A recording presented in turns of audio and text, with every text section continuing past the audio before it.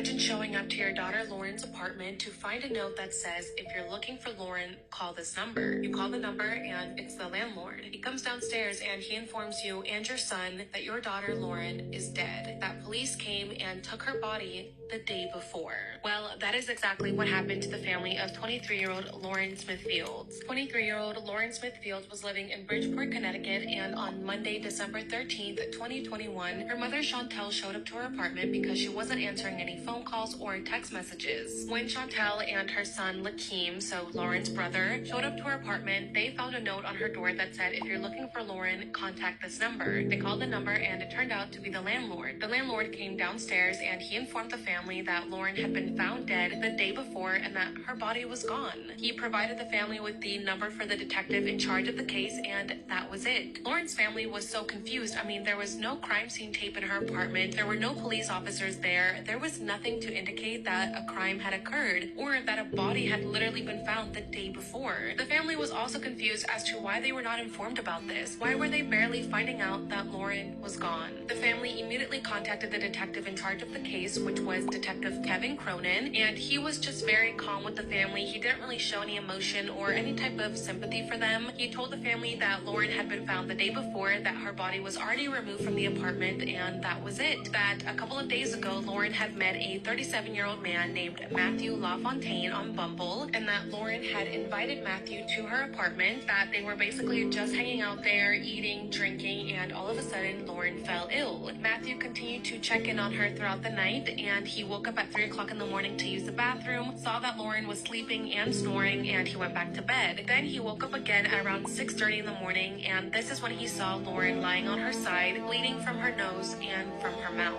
He called 911 and they instructed him to do chest compressions. He did, but unfortunately it was too late. Lauren was gone. The police showed up, took Lauren's body, let Matthew go, and that was it. They closed the case. The family asked the police why Matthew wasn't being investigated further, and the detective said that he seemed like a really great guy and that he was there when the medical examiner said that there were no signs of foul play, so he was let go. The family still had so many unanswered questions, and Detective Cronin was like, okay, don't worry, I'm going to drive down to Lauren's apartment, I'll meet you there, and I'll discuss this further with you. However, 45 minutes passed, and Detective Cronin still hadn't shown up. Lauren's family started calling the Bridgeport Police Department, they started calling Detective Cronin, but their phone calls went unanswered, so they decided to just leave. The family eventually made their way to the Bridgeport Police Department, and there, they felt like they were being treated like suspects. The family says that instead of going into a meeting room or some type of normal room to discuss what happened to Lauren, they were put into a tiny interrogation room.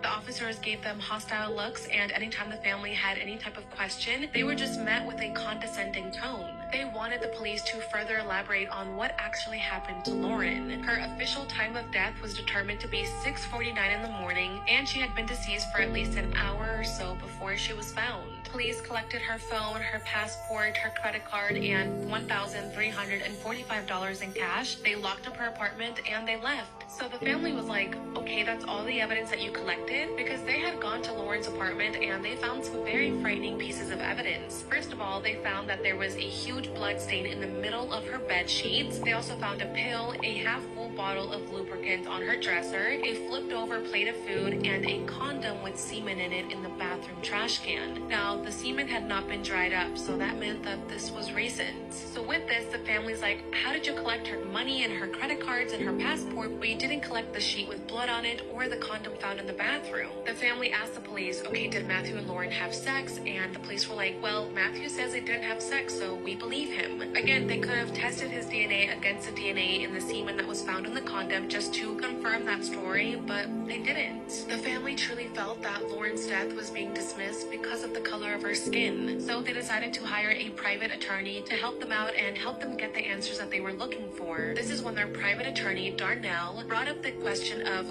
what if Matthew has a connection with the police department? I mean, what other explanation is there as to why he is just immediately released, why he isn't considered a suspect, and why this case is just being brushed under the rug? From the beginning, everything in the way that the police handled the case was wrong. They didn't close off Lauren's apartment. There was no photographs taken, no forensic evidence taken, no questioning of Matthew, nothing. The family's lawyer says that criminal experts who took a look at the case said that it should have been treated as a homicide from the very beginning, but it just just wasn't. The family knew that it was going to be up to them to get Lauren's name out there and get the justice that she deserved. They began spreading her name and photo all over social media, encouraging people to use the hashtag Justice for Lauren and to share her story. As for Lauren's autopsy, it determined that her death was an accidental overdose caused by an acute intoxication due to the combined effects of fentanyl, promethazine, hydroxine, and alcohol. However, Lauren's friends and family say that she didn't do drugs, that she didn't even do marijuana, so to learn that she had all of these drugs in her system,